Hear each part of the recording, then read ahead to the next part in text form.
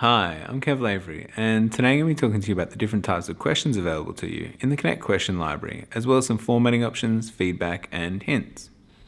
The question library affords you a range of choices on question types, and while their usefulness will probably be dependent on your area of study, we'll give you a brief overview of them all here. The Connect Help site provides a detailed step-by-step for each question type, so if you're after some assistance in crafting a particular question type, you can find it there. So, when you're developing your question library, what kind of questions can you ask? True or false? True or false questions present a statement which respondents must determine is correct or incorrect.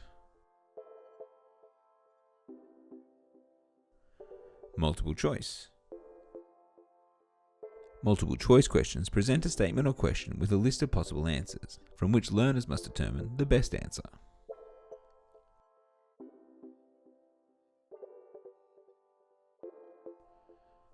Multi-select. Multi-select questions also present a statement or question with a list of possible answers, but require respondents to identify one or more correct answers. Unlike multiple choice questions, multi-select questions allow users to select more than one answer. They also enable you to choose one of 3 different grading formats for assessing. All or nothing. In this format, users receive full points for the question if they select all of the correct answers and none of the incorrect answers. If they miss any correct answers or select any incorrect answers, their score is 0. This is the recommended option for any summative assessments. Right minus wrong. In this format, the user's score for the question is the sum of their correct answers minus the sum of their incorrect answers. But users can receive a minimum score of 0 on a question, they cannot receive a negative mark.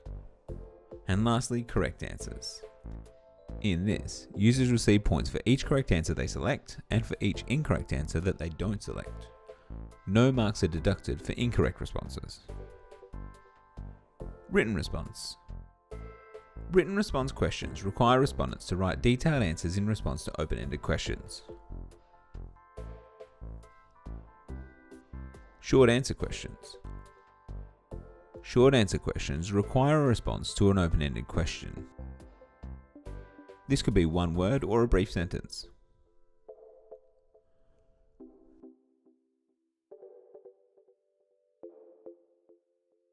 Multi-short answer questions.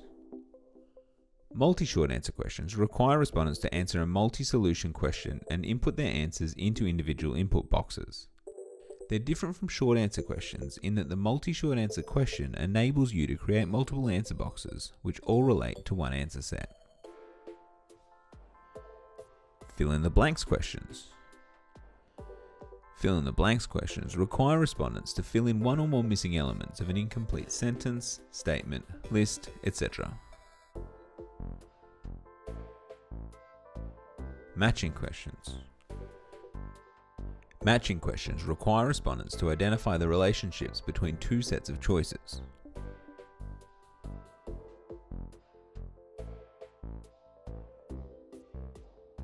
Ordering questions. In ordering questions, students need to arrange a series of items into the correct sequence.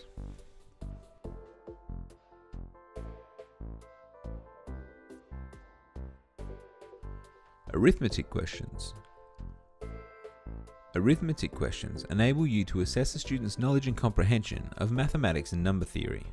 They don't have to be set questions either. You can include variables to ensure that each student gets a unique question. The variables are included in curly braces, which results in randomly generated numbers within the problem. Significant figures questions. Significant figures questions require respondents to answer in scientific notation and provide solutions that contain a specified number of significant figures. Maths and science units commonly use this question type. Like arithmetic questions, it's possible to include variables enclosed within curly braces to ensure that each respondent gets a unique question. Likert questions. Likert questions enable you to evaluate the intensity of respondents' feelings towards statements by measuring subjective information like personal opinions, knowledge, abilities, and attitudes. This wide array of question types allows for the creation of questions for a range of purposes, whether it be formative or summative assessment, auto-graded or teacher-graded quizzes, surveys, or however else you might want to quiz or question your students. For a more in-depth breakdown on specific question types, formulas, expressions, or anything else, head over to the Connect help site.